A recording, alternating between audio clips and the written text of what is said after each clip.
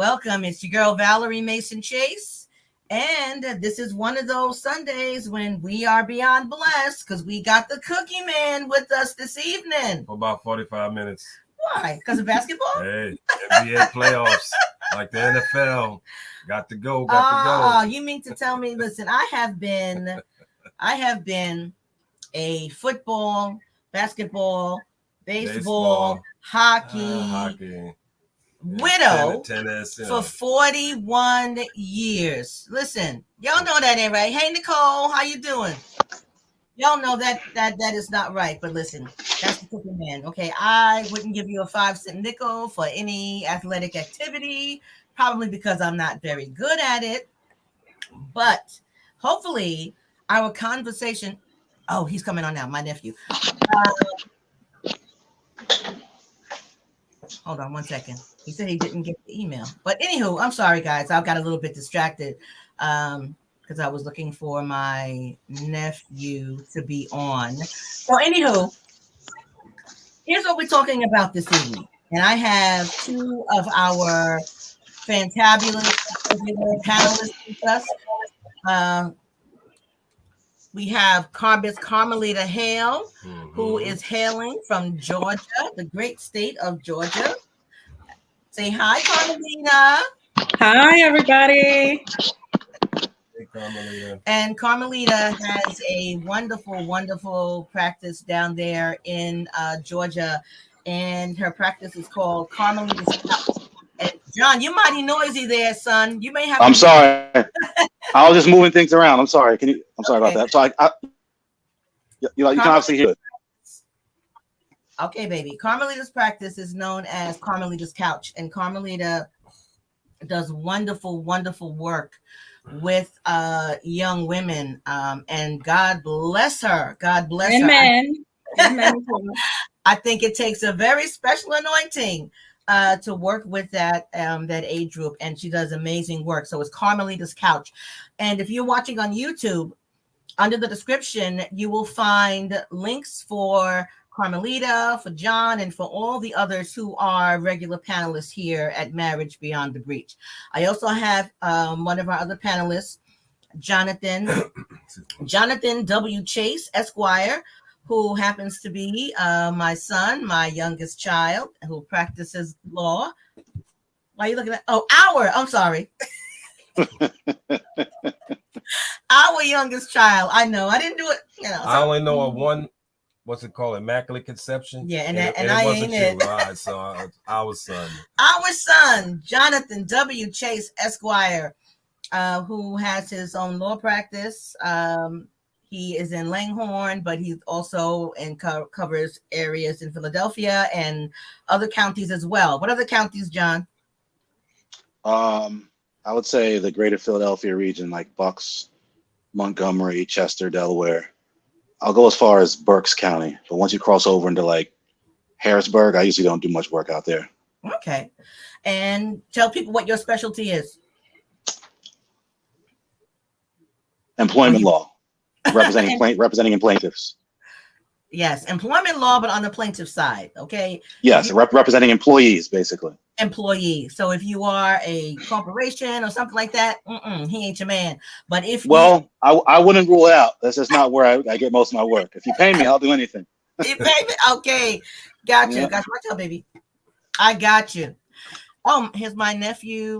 Let me see if I can add him to the stream. Gotta say hi and bounce. Rock, you there? I'm here. Oh, Hey. Okay. I can hear you, but I can't see. There you are. Okay. hi, Auntie. Welcome back. Oh, Everybody. All right, I'm sorry. I had I'm so happy to see you. For those of you who watch us regularly, Rock has not been here. There have been several losses that he has experienced, and he is still actually going through the grieving process, but he has agreed to be here with us on this evening. So I ask those of you who will to just keep Rock and his entire family in prayer as he continues to walk through this grieving process. Because as some of you may know, it's not easy. It's called a process for a reason, because it does take time to walk through it.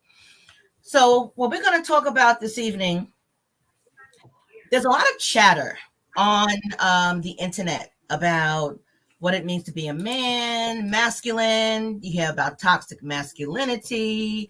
You hear all of that stuff. And it just made me think, well, what does it really mean to be a man? Now, I'm not a man. I can give my perspective on what I think, but I wanted us to have a conversation because there seems to be masculinity defined on such a wide spectrum. And the definitions appear to be, hey, Nini, the definitions appear to be just opposed to one another. And there doesn't seem to be much in the middle. So I want us to have a conversation. And I invite, we have a very, very special guest with us on this evening. Now, this guest and I, we happen to have graduated from the same university with our master's in counseling, but we didn't know each other while we were attending school. I encountered him at a counseling conference a few weeks ago, actually. And one of the breakout sessions we went in together, and just hearing the comments that he made and the way in which he presented himself, I was very impressed by the young man. And I approached him to ask if he would be on with us this evening, and he graciously agreed. And I'm so happy. So I want to, at this time, bring on our very special guest, Mr. Nate DeSantana. Hey, Nate. Hello, hello. Thank you, everyone. Thank you, Ms. Valerie and Mr. Frank, for having me on. Sure. Okay, it's definitely our pleasure. And you didn't get an opportunity to meet Rock Davis. Rock, How you doing, Rock? Nice to meet you. Okay, so How you doing, bro? Very good. Good to meet you. I want to read Nate's bio. Okay, so Nate DeSantana is a licensed professional counselor currently practicing at Philadelphia Integrative Psychology in Philadelphia, PA. Nate received his master's in counseling from Cairn University in Langhorne, Pennsylvania.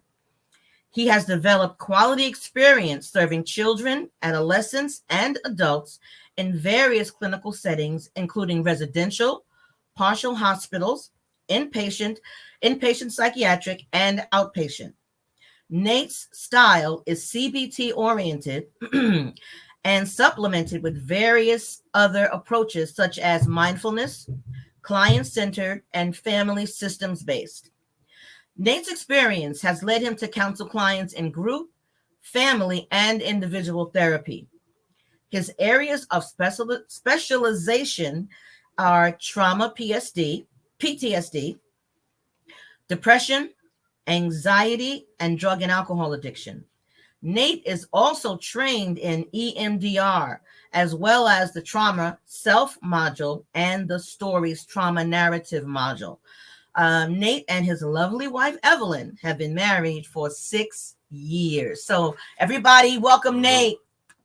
And those of you who are watching, put something in the chat to welcome Nate as our very special guest this evening. Just chime in, write in. And I encourage questions. I encourage comments. We want this to be as interactive as it can possibly be. Okay, so let's get started. So I sent out a video for some of you to watch because it was on YouTube. I found it on YouTube, and they was a group of men having a very interesting conversation. And the question was asked, what does it mean to be a man? So how do you answer that question? And Nate, I'm going to start with you. Yeah, that's a very loaded question and one that I've been giving a lot of thought since you approached me. Mm-hmm. And I think there's various perspectives that I think are important to like consider. Like for me, my main perspective, as like personally, is as a Black man in America. Like, what does that mean? And then like as a Christian man as well, I think that also has a different like connotation and different weight and considerations. But then also like, what does it mean in today's day and age, right? With like a lot of like the cultural and societal like changes that we're facing. I feel like it's also very like, it's very touch and go. There's a lot of different perspectives to consider as well. So I'll start with me personally and kind of try to work my way up very briefly. Mm-hmm. So I think to me personally, as a Black man, I think what it really means to be a man is finding true balance.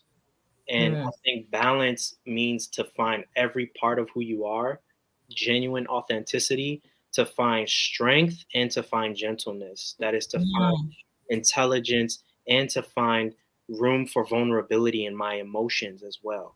So I think there's a piece of like being able to be so well-rounded that I come to the table with my full and whole self.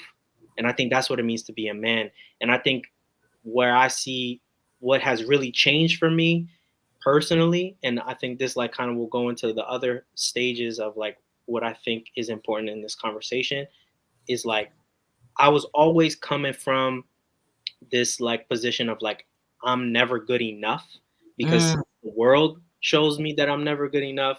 Individuals will show you that you're never good enough. Media will show you that you're never good enough. But like me personally, between me and God, I never felt good enough. But once I finally realized that it's not about just like being manly enough or being tough enough or being right, like enough of a leader, right? I think I just needed to be me. And I needed to be not just a man, but like a genuinely whole connected person. I needed to just be connected with myself as a person beyond the gender norms and the roles that gender brings. So once I think we have to have that conversation about like gender, right? And what that means and kind of the roles that might kind of set us in, but we also have to go beyond that, right? And we have to ask ourselves as individuals and as a collective, what does it mean to be a good person? Right. You know what I mean? So I think that that's goes into my work.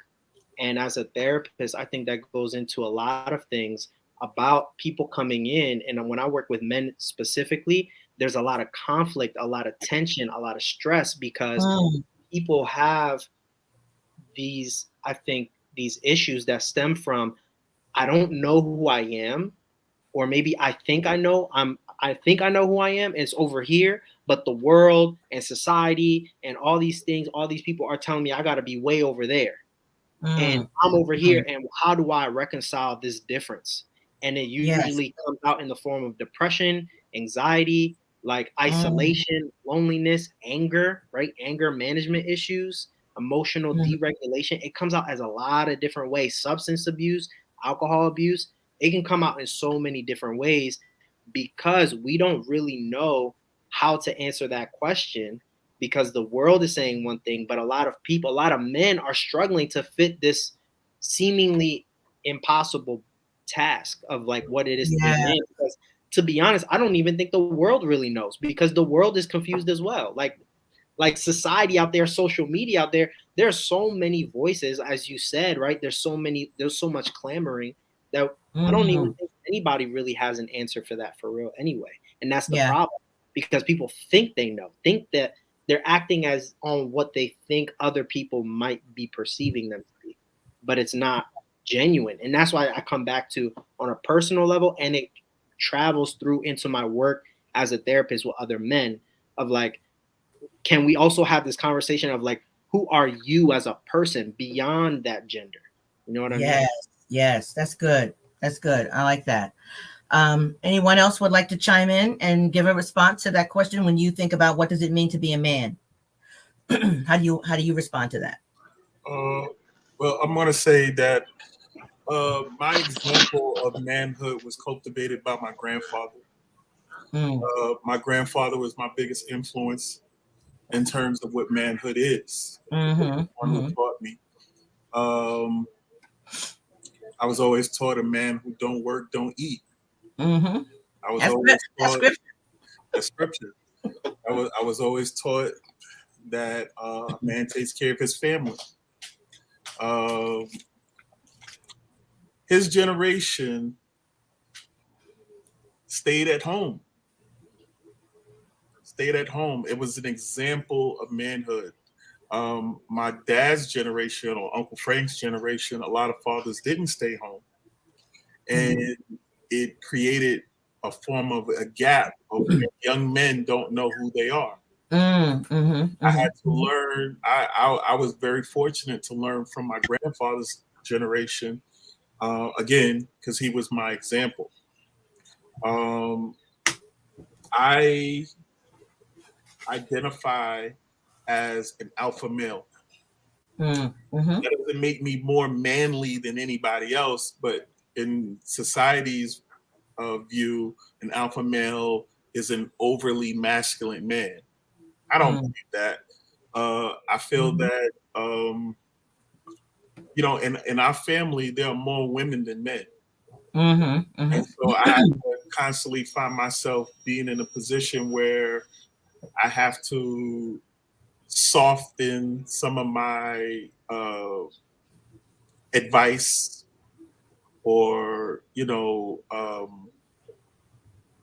try to tailor to each person how they need to be spoken to.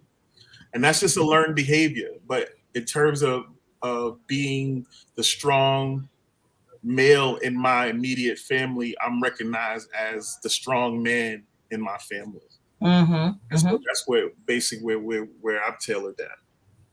Okay. No, I want to hear more responses. Can I? Yeah, I can jump in. I approach it from a very objective standpoint. I think if you're born with XY chromosomes and you have reached the age of maturity, you're a man. Plain and simple. In terms of what actually it means to behave and act like a man, it's going to vary culture to culture, family to family. It's very difficult to come up with a cohesive, objective definition in terms of how you behave. If you go overseas to the Middle East and ask somebody, what does it mean to be a man? It's vastly different if you ask somebody from New York or Pennsylvania. You go down south, you ask a black man what it means to be a man. Give a completely different definition than what a white man would.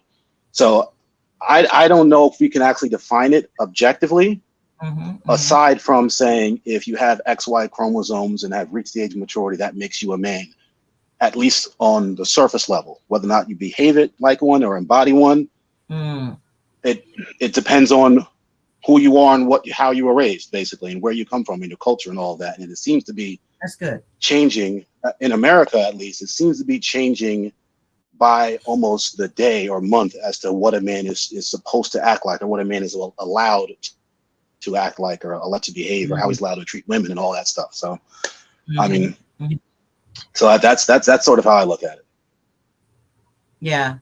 So Carmelita, I want you to chime in on that, and I wanted to have a woman's perspective on a woman's thoughts on what it means to be a man.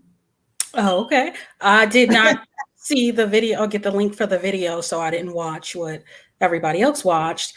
So I really don't, of course, consider myself an expert on what it is to be a man. But as a woman, I think I take a more traditional approach, sort of like Rock, that a man to me is somebody who takes care of his family, does the right thing. So a man that you can feel safe and secure around, kind of that traditional role. Okay. What about you, Cookie Man? How do you answer that? My answer kind of ties in with some of the things that brothers have said, because as we know, there's no playbook with how to be a man. Right.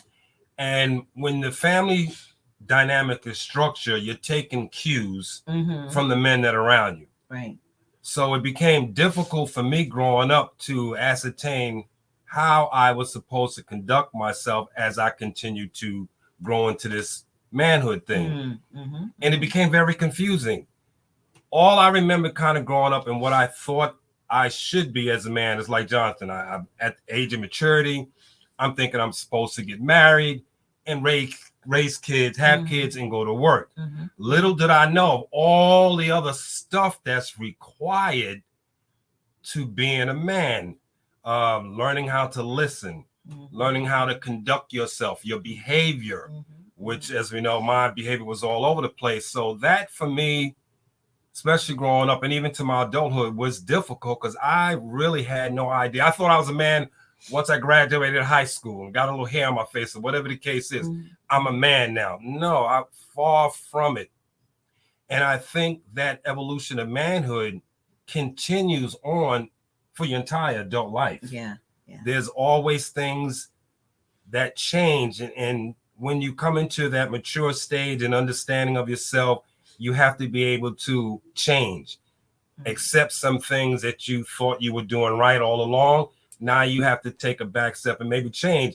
And the culture I grew up with, no, a man has to be firm. He doesn't cry. He's always right.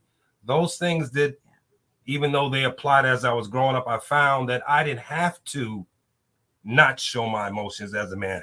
Mm-hmm. It was okay to do that as a man. Right. And those things were difficult for me. Yeah.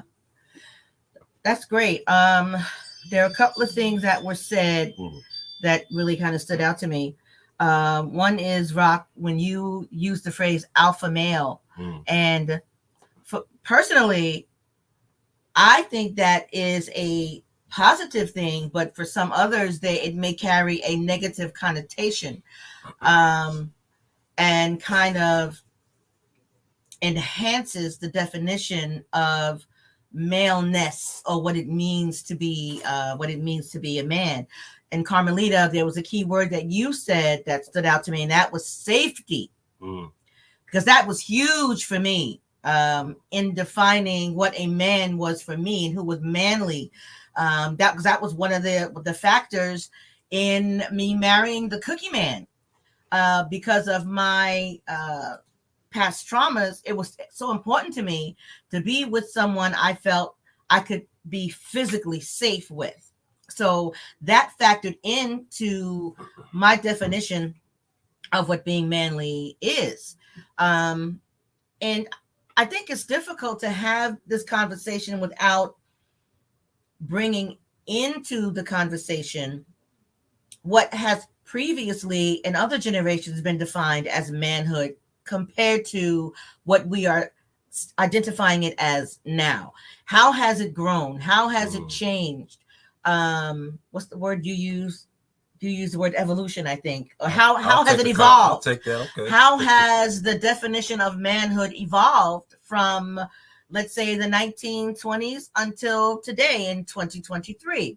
And I think it's great that evolution has occurred, because we are living, thriving beings. And so we don't want to be stagnant in any aspect of ourselves. And that includes our maleness or our femaleness. So I kind of, all of the answers that you have given so far have really resonated with me. So thank you for that. Question for the panel. How, if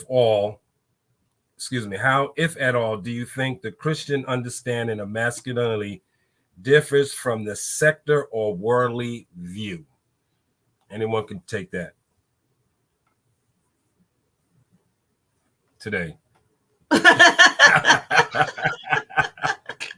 I could say this. I'm not an expert on the Bible or what it means to be a man in terms of the Christian way of things, but obviously I grew up in the church, so I had some knowledge about that.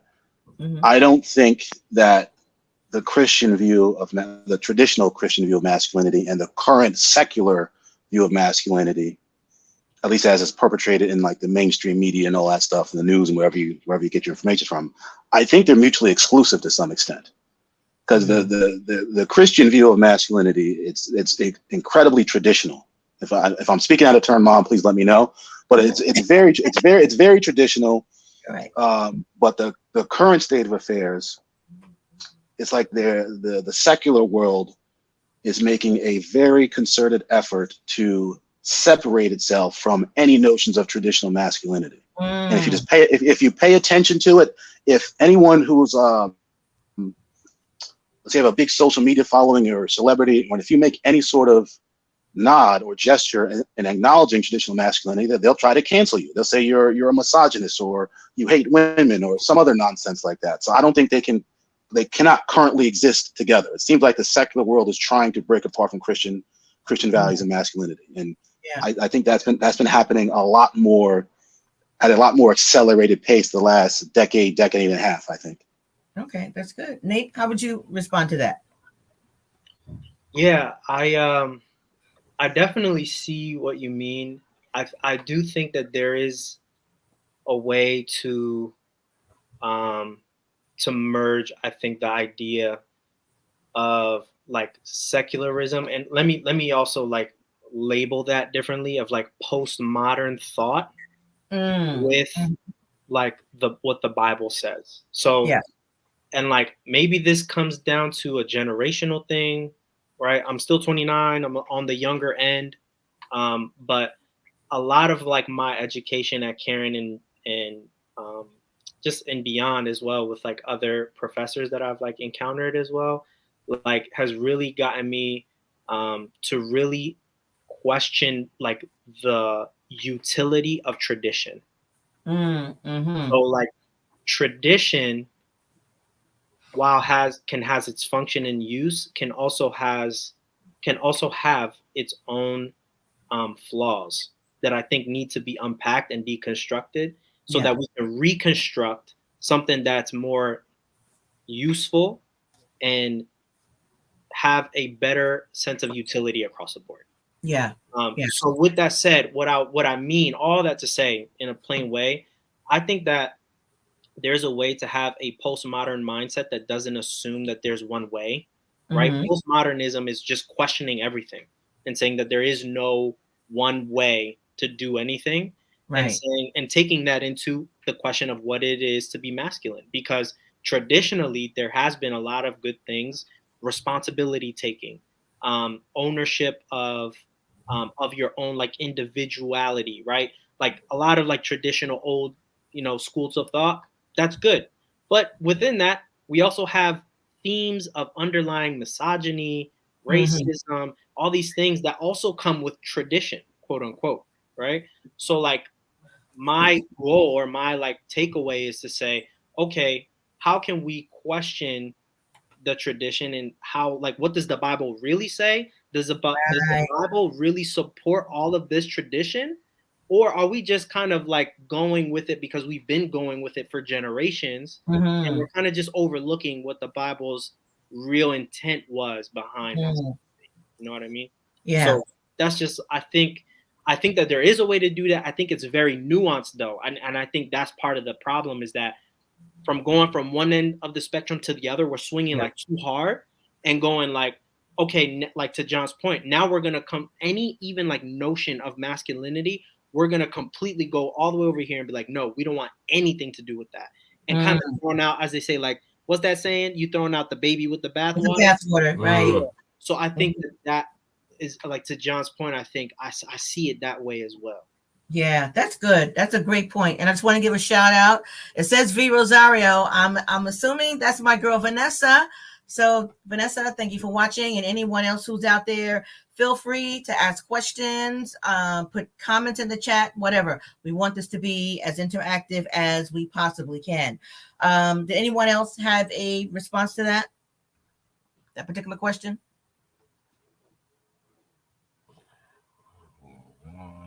Can I ask? Okay. Would I be able to ask a question? Oh, absolutely. Yeah, go ahead. Go ahead. To Rock's thing, to Rock's comment earlier, I wanted to know, like, what is your definition of an alpha male? Because that's also like a very interesting, like, title, something like a buzzword that I feel like I've been hearing a lot too, and has a lot of like, two-sided things. So what's your definition?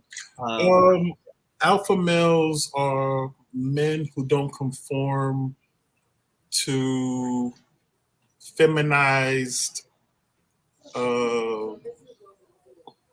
interactions. Like an alpha male won't wear jeggings. Like what I have on. I have on jeggings.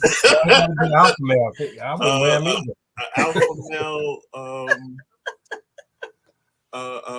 are very stern on their beliefs, and it's very difficult to conform to what society today wants you to be. I'm very stern in who I am as a man. I try my best to be the best me I can be. And I notice that a lot of young men, I'm 45, So a lot of young men, you know, slightly younger than me, not that much older, you know, younger than me, in their 30s, look up to me. It's a large number, and more importantly, a lot of that is contributed to my Christian values. Again, my grandfather was my example for many years growing up until I was 19. He was also an elder in the church. A lot of my idealisms are really based off biblically. The Bible says, study to show thyself approved. I put myself in a position where I choose to read the Bible, and I try my best to follow the word of God. In that, when these young men come across to me and they meet me and, you know, look up to me, that's where it comes from. So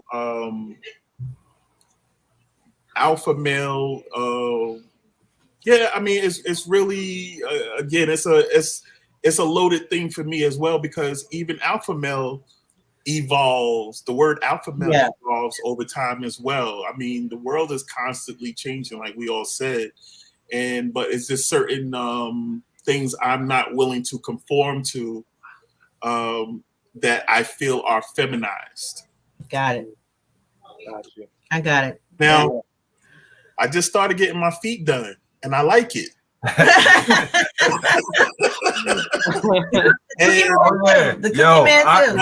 remember when Val first went to time, like, no, until you get your feet in that water and they do your nails, that feel good. It feel good.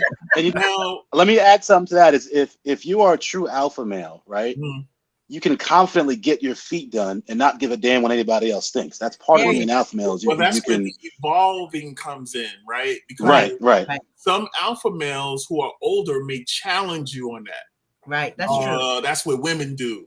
No, I said until you get your feet done, and you feel how soft your feet are now, I change your mind on this. That's good. I want to give a shout out to Carmelita's man. Hey, Kwame. So, Carmelita, you can give a shout out to your hubby. Hi, hubby. So I want to get to this term, toxic masculinity. When you hear that, what comes to mind, and how, in your perspective, does that differ from being just masculine? So anyone can tackle that question.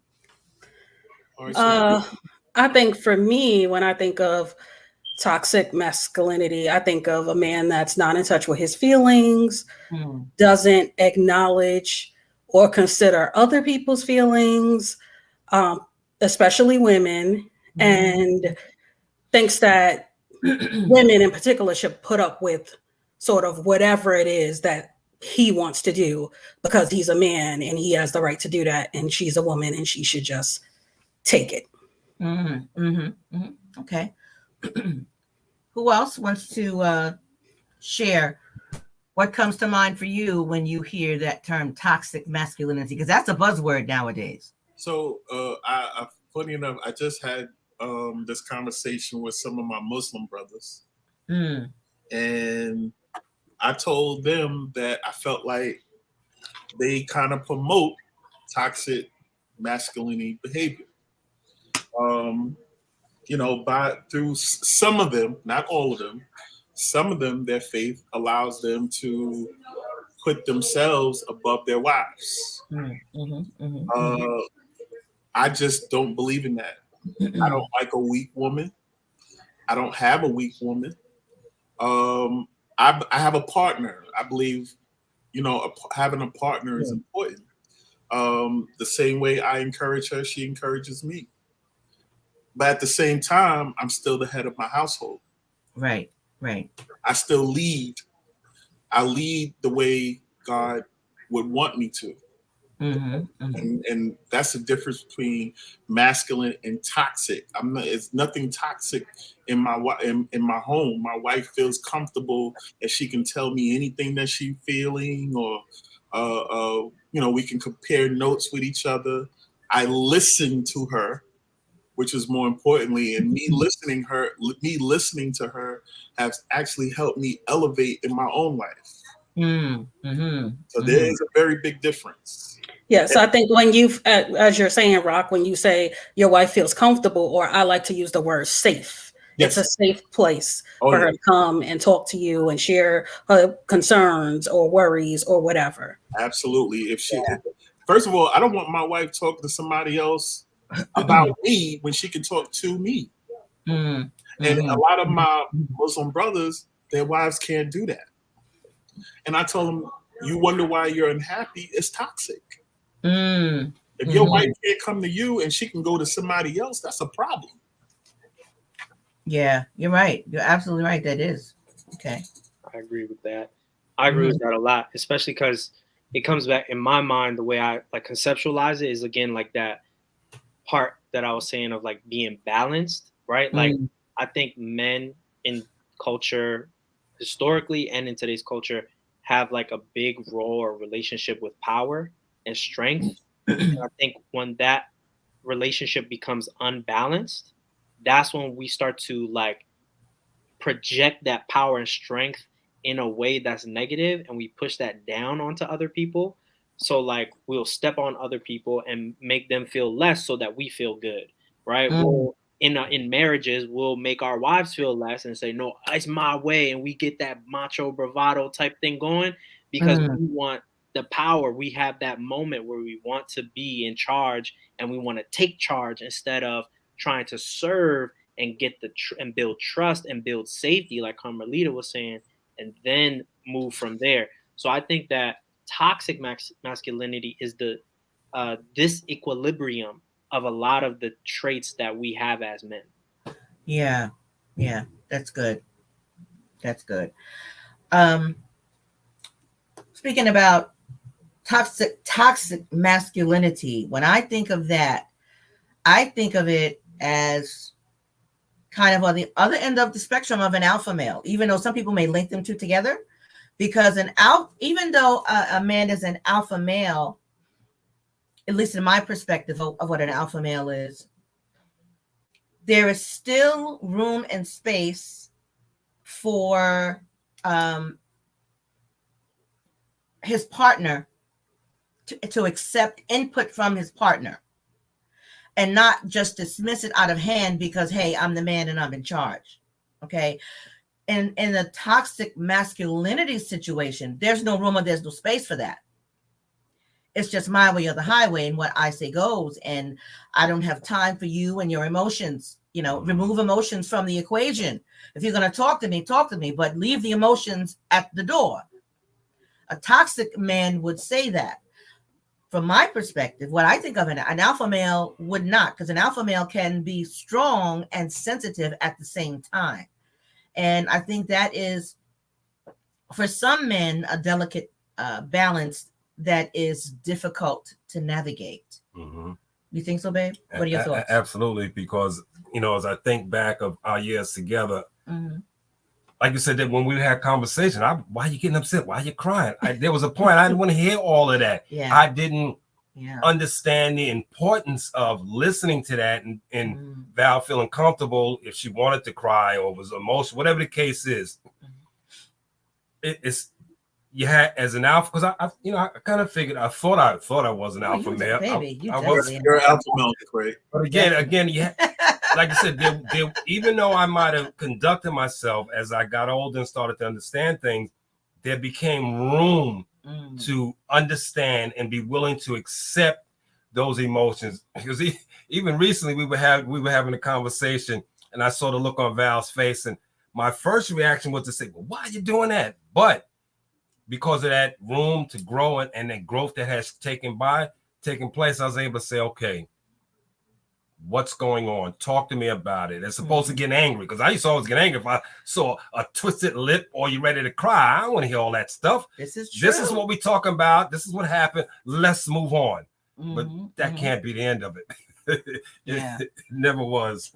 Yeah, I was exactly the same way. A lot of times in my prior relationships, Communication for me was close to non-existent. It was my way or the highway. And I would be okay with that, because if you wasn't on board with what I wanted to do, I would replace you. And you know, I was in that position, but I had to realize strongly that it wasn't fruitful for my life. It put me in a position where, you know, you constantly find yourself jumping from relationship to relationship and never having nothing fruitful for somebody to pour into you. Right. So what I did was I had to change how I communicated. Even as an alpha male, sometimes you do have to learn to listen. Yes. And that was my main thing. One of my favorite speaking OGs, Minister Louis Farrakhan, said one of my favorite things he said, a man can't be a man without the right woman in his life. He said, what do I mean by that? He said, a woman would test a man to see if he is a man. And that was so impactful to me, you know, in meeting my wife, how she just poured into me. And it helped me to not dominate a conversation or dominate, you know, a disagreement. Because sometimes you can disagree and I can be 100% right. But if I'm not saying it the right way, she's never going to hear how the right way happens. Right. You know, so I had to, in my masculine, you know, bravado, I had to really learn how to communicate properly. Yeah, that's good. That communication piece, that cannot be emphasized enough. In fact, Frank and you and I were having a conversation earlier today, talking about how significant, how impactful, how important it is for couples to communicate clearly, succinctly, and often. Because otherwise, you leave room for your partner to fill in the blank. And what they fill in the blank is very often erroneous, but they act on that erroneous thought or belief because the other one hasn't communicated effectively. And now you've got this whole brouhaha going on that could have been avoided with just a conversation. I mean, to be clear, I am right most of the time. Well, listen, baby. My wife will tell you that. She'll tell you. Listen, so was your auntie. I tell Frank all the time. I think I was wrong once back in 1985. I don't even argue with that anymore. I do a Bill Cosby. I'm like, okay. But even in being right most of the time, nobody's right all the time, but even being right most of the time, even in that, I have to show my humbleness. Because sometimes, even in position, again, I can be right all the time, but if I don't communicate it the right way, she still won't hear me, and all it does is lead to more arguments. So even in that, I have to be humbled and be like, you know, I was right again. You can do that, but you know what? Let me tell you something. Your grandma Ruth used to always say. She would always say there's even a wrong way to be right. That's right. And I think that speaks to what you just said. I'm sorry, Nate, go ahead. You wanted to add something. No, that's right. I mean, I'm glad you said that because that goes exactly tying in underlying thing that I'm thinking is like we're talking about good communication, but in order to communicate well, you also have to have emotional maturity and emotional IQ to be able to understand one, like what's going on inside of you in that moment. Like, Rock, that's a good example, right? Because I often argue with my wife, right? And I always feel like I'm right. Like I'm the more logical one. I'm smart. Like I got it. I can think 10 steps ahead of you. So don't even try me, right? But like at the end of the day, like how you just said, Valerie, there's a wrong way to be right. And I think this goes to like the biblical perspective, and the Bible has a lot to say about marriage. Like at the end of the day, we have to approach these things in love, right? So like if we go through and we're talking about leading, having arguments, communicating, but we're not doing so in a loving way, oh, it's just going absolutely is going to cause more arguments. Absolutely, the other person is going to be defensive. They're going to start to argue back, and then that's going to charge and like activate your defensiveness and like, no, but I'm actually right. So, you know, and then it's just going to escalate from there. So that's something I often see, like actually like in couples therapy as well. Is like, yo, pause. Let's also like take inventory of what's going on inside of us right now to build emotional maturity and emotional or EQ, right? But therefore we can communicate well, like y'all are saying, because the communication comes once, like I have to know what I'm going through to therefore communicate it well. You know what I mean? It's a two-step process. Absolutely. You have to be in touch with yourself and your own emotions. I want to play this clip. Bear with me. I think this is only the second time I've done something like this, and I'm praying that I get it right. And hold on.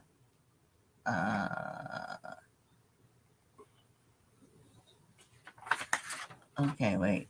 I got that. Let me see.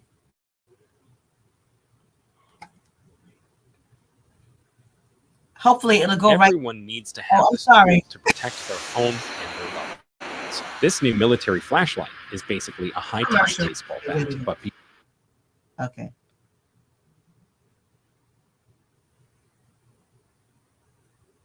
Oh, come on. I think that historically, being a man was rooted in patriarchy and misogyny.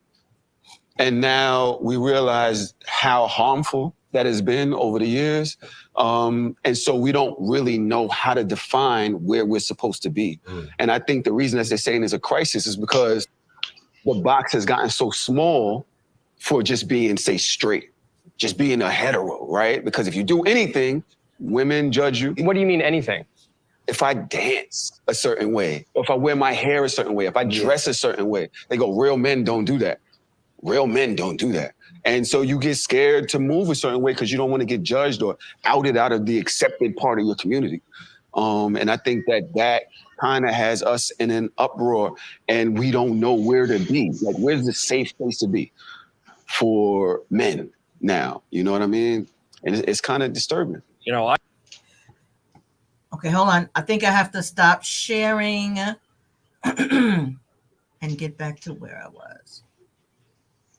Oh, it doesn't look like I stopped sharing. Yeah, we're good. Can y'all? No, I think you did. Yeah. Okay. Yeah, we don't see it anymore. All right, great. So tell me what your thoughts are on what was said in that clip. Well, I think what he said was true. No, go ahead. Go ahead. No, go ahead. Okay. I think generally what he said was true, is that a lot of times men are apprehensive to behave a certain way because there's a fear of getting judged. But going back to Rock's point earlier, if you're an alpha male, you do what you do without regard for who's saying or thinking a certain way. That is part of being a true alpha male, is that you are confident in yourself. You're not going to just conform because somebody says you have to, or that you should, or that the way you do it is not manly, because if you're alpha enough, you don't care. So, and I think some of the reason men might feel that way is just because they may be afraid to be an alpha male because society has told them that is a negative. You know, you're not allowed to be overly confident in a justifiable manner. I'm not talking about arrogance, but if you're confident, if you're secure in yourself, if you exude strength, if you believe in yourself to a certain extent, that's frowned upon by mainstream thinking to some extent, I think. So I think a lot of men are hesitant to step outside of that box and just do them without regard for who's judging them or criticizing them. Yeah. And I just want to bring up what Sadell said. Sadell said that men are the ones that judge and say those things that the guy was mentioning in the clip. She says she doesn't agree that women are the ones making that statement. I disagree. I disagree 100%, because if you're, I'll set the scene. Let's say you're out in some social setting and, you know, it's men and female interacting, trying to get to know each other or trying to get a number or date somebody. A lot of times, if you approach a woman the wrong way, they say, ew, get away from me. You're creepy. I don't like you, or for whatever reason. So we all judge each other. Men judge men, women judge men. We may judge each other differently to some extent, but women certainly judge men off of their appearance, off the way they dress, off the way they talk. how much money they make, what kind of car they drive, or just in how you say hello to them. Hey, excuse me, miss, can I buy you a drink? They'll look you up and down. No, get away from me. You know, and that's part of the problem. I think is that we all judge each other, sometimes unjustifiably so. And I would say, based on culture and community, I know here in Atlanta, I mean, men are judged harshly by women, based on their masculinity. So definitely, it might be, sort of where you're located and what the community issues are. Masculinity? It's Atlanta. Well, what I understand about Atlanta is that there is a belief. I don't know. I don't live in Atlanta, but there's a belief that a lot of the men are kind of on the DL, and that they're not very masculine. I'm gonna say this. I'm trying to be PC. I'm trying to be PC. No, I'm gonna say this. No, I believe in saying things the way it is, or seeing it for the way it is. God has gifted me with that. You go into Atlanta. Atlanta has the largest gay Black population. And again, me as a masculine man, I'm masculine. There are certain body language that a lot of men, not just in Atlanta, anywhere, they talk with their wrists, or they have a hiss at the end of their speech. Rock, you're about to get canceled. Slow down. No. Because I'm just saying what it is. Like, and here's my thing. I have, excuse me, y'all. Babe. Yes. Yeah, Tiffany. I have growing up in Brooklyn, Hey, sis. in New York. Hello? I did not like anything. I didn't like gay men. Excuse me. Did not like gay men. Why? It was based off in ignorance that when you grow up with these guys and you call them every name under the sun. You call them every name under the sun. And they were looked down upon. Yeah. As I got older, I learned to appreciate men for their character. Right.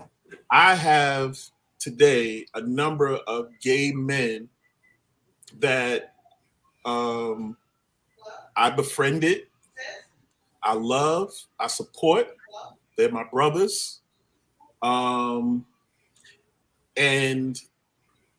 I've made it a point to be very clear with them that there's some things as a masculine man or a straight man I just don't understand. So if I say something out the way, please forgive me. But I also talk to those men, and if I see another man, and let me tell you, a gay man know a gay man. Yeah. Okay. So I'll ask them. I'll be like, "Hey, is that man gay?" They'd be like, "Yep."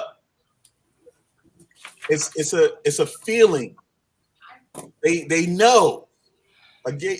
I always tell women, if you don't get a gay friend, if you're unsure if that man is gay or not, they gonna tell you.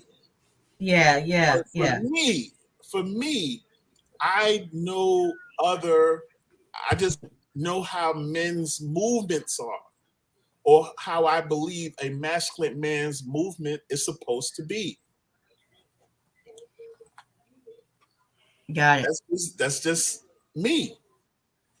Right. But I don't think I've ever said anything offensive, and gay people ain't canceled me yet. Actually,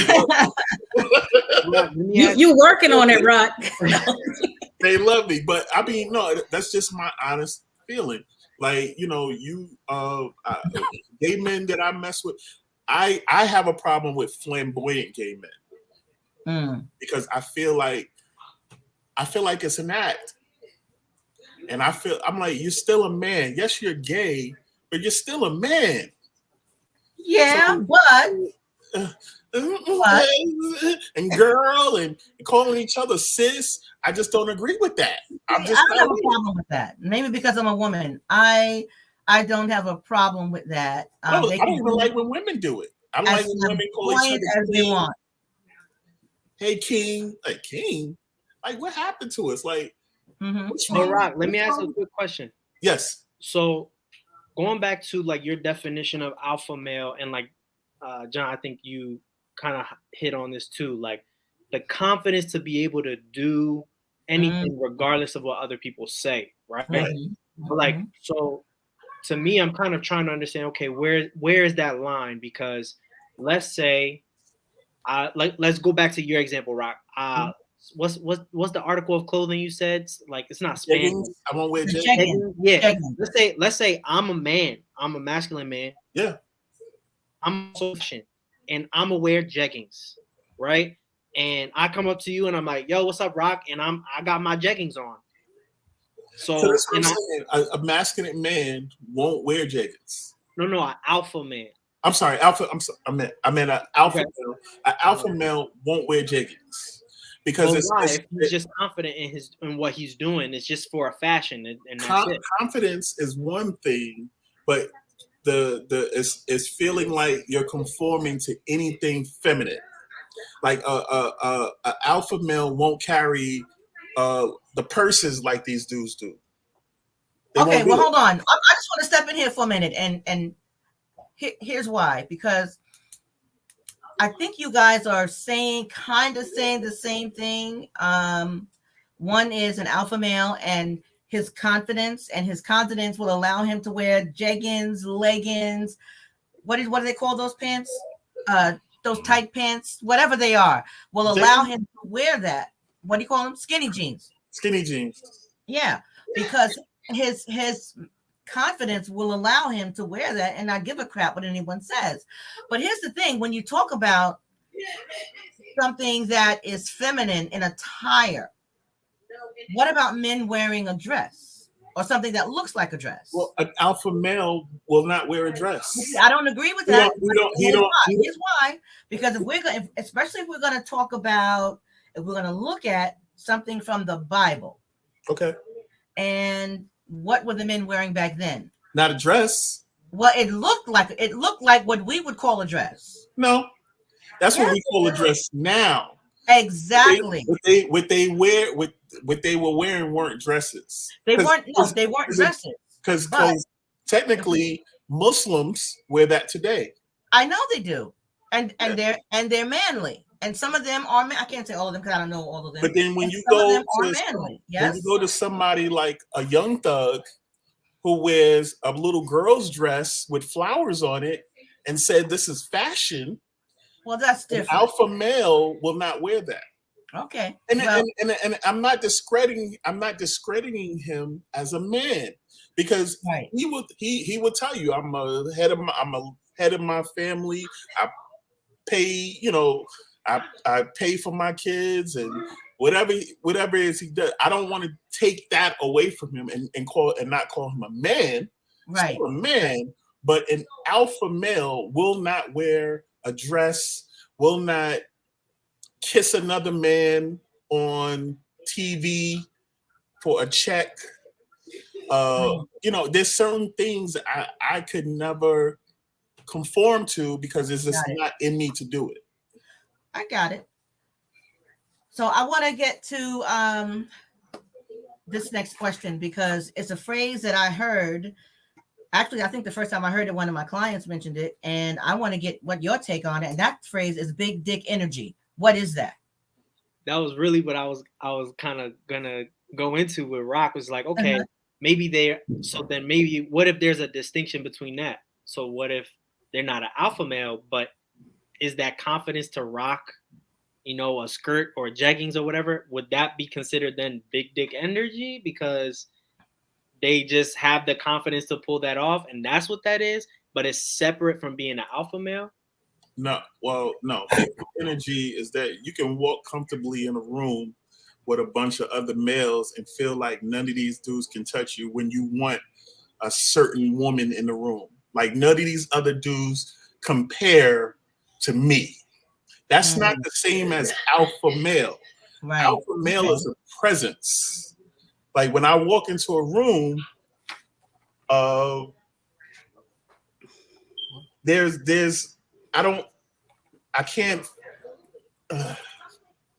trying to think of the right words to say. Like because I don't want to offend anybody. But yeah, big D energy is more complacent for a woman, and when other men are around.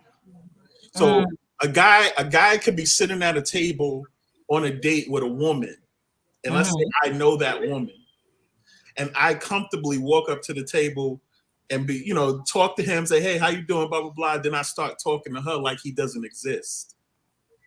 Okay, so that's an example of big dick energy. Yes. Then I can somehow in the midst of that persuade her to leave with me because I've done it. Excuse me, what's that's called? You done open up this can of whoop so and so. That's what's gonna happen to you. But see, at the same time, he feels belittled, so he's gonna feel like he doesn't compare to me. So that's that sounds to me when I hear that sounds like a Neanderthal.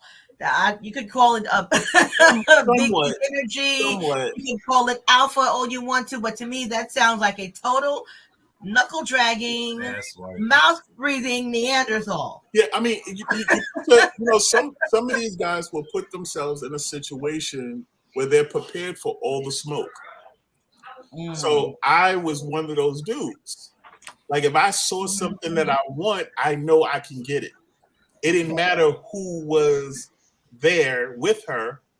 I'm just gonna show up, and chances more than likely she would leave with me. My view of it is a little bit different than that. I mean, I see it as confidence without cockiness. And so, not feeling the need to belittle another man to get what you want, but maybe just your confidence in the room, something about the way you carry yourself in that same scenario might at some point attract a woman that you might want, but without someone in the room feeling belittled. Yeah, but that's again, a good point. You don't. Let me add something to that real quick. It's more focused on her. You're not worrying about what the other men in the room are thinking. Right. So you're in your mindset. You're not worried about belittling him because you don't feel like he's on your level. All right. Okay, hold on. I think John wanted to add something. Go ahead, John. Here's. I think we're viewing it from a perspective of how you relate to or are perceived by females. I'd look at big dick energy more as a way of how you relate to everybody. And what I mean by that is it's a state of extreme but justified confidence, not arrogance. It's you believe that you can do almost anything in any setting, and you're justified in feeling that way. I always like to draw an analogy between life and sports. So here's an example. Daniel, I think you'll know what I'm talking about. Sometime back in the 80s, there was a 3-point shooting contest during the All-Star weekend, and Larry Bird walks into the locker room where all the guys are hanging out, and he says, which one of you MFers are coming in second? That's big dick energy, because he's an excellent 3-point shooter. So he was justified in saying that. Whether or not he won is a different story, but he believed he was going to win. He told everybody he was going to win. Everybody in that room was also a great 3-point shooter, but he said, I'm going to win. None of you are going to beat me. And nobody could question his belief in himself in saying that. Got it. And obviously part of the big dick energy is how you approach and handle women in their relationship with other men. But I think it's bigger than that. That's a great point, a great analogy. That's definitely part of it. Yeah. So Nate, did you have anything else you wanted to add there? But that's a great analogy, John. I love that. Yeah, I just I agree with everyone else, like especially the confidence piece.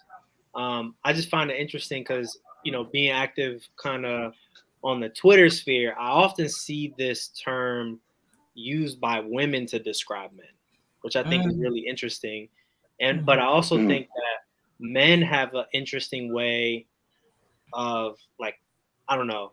I think that there's something to be said about like the value and worth of somebody based off of their genital size, right? Like, I think that that's a very also interesting perspective into like how we use the language that we use to describe. We're really just saying confidence, but we came up with this very interesting term to like really put a fine point on what kind of confidence or what kind of level of confidence a man should have or can have.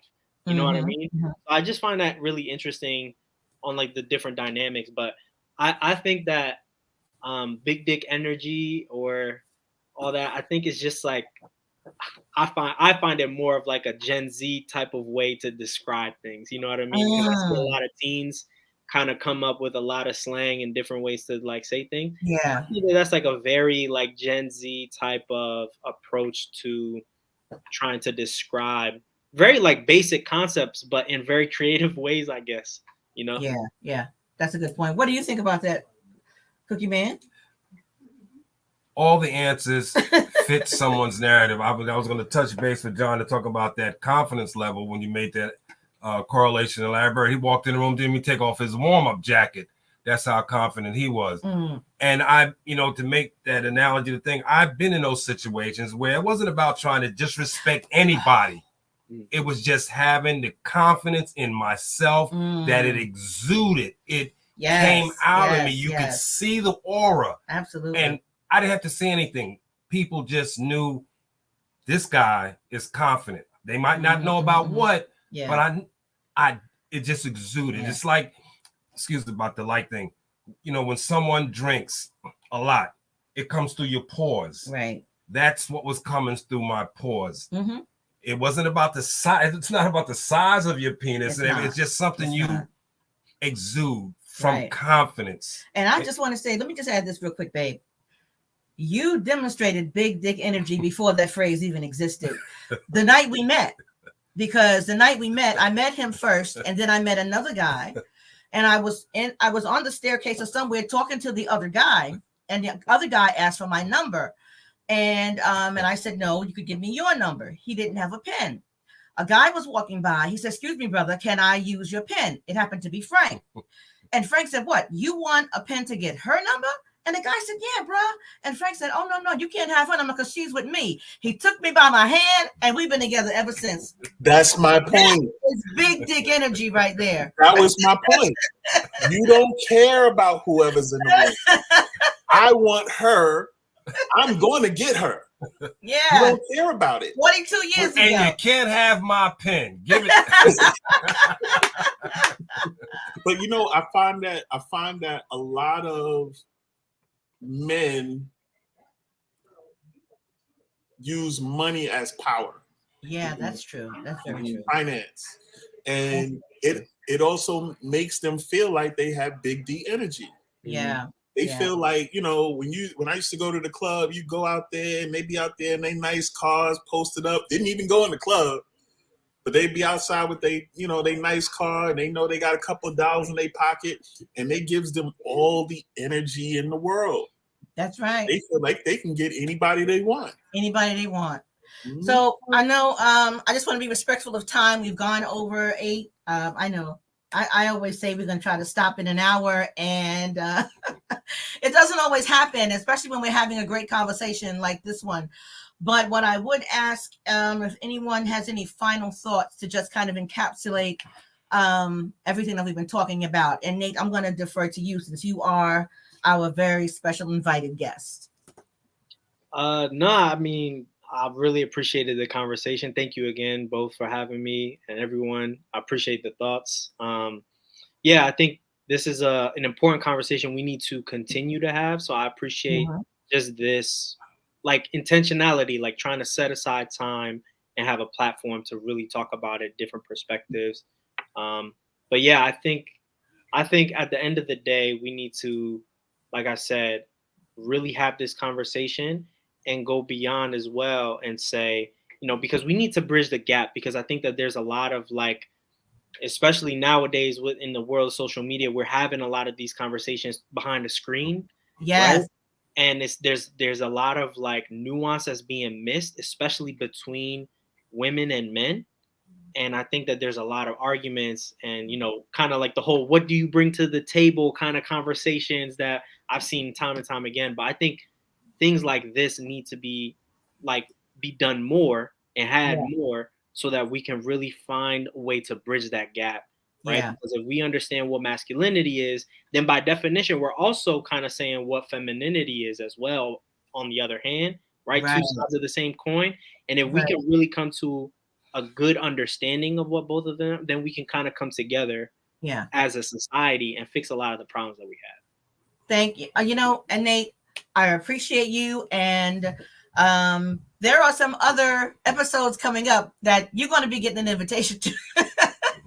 I'll just put you on notice, and hopefully you will be available to do it, because we do have something upcoming in the weeks ahead on the so-called gender wars. Is it real or is it imagined? So we're going to be tackling that. I know I talked to you about Black men and mental health. We're going to be addressing that as well. And there's a term that one of my clients used that I definitely want to talk about. And he used the word simp.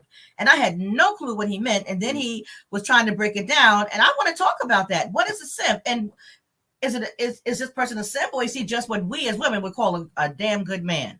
So anyway, thanks again. I want to thank my esteemed and awesome, fantabulous panel. And again, anyone who's out there watching, if you haven't not already done so, I encourage you to subscribe to the Marriage Beyond the Breach YouTube channel. Like this video, and share. Oh, and I want to put up, hold on. This is how you can contact Nate. Nate at phillyintegrative.com. Nate at phillyintegrative.com.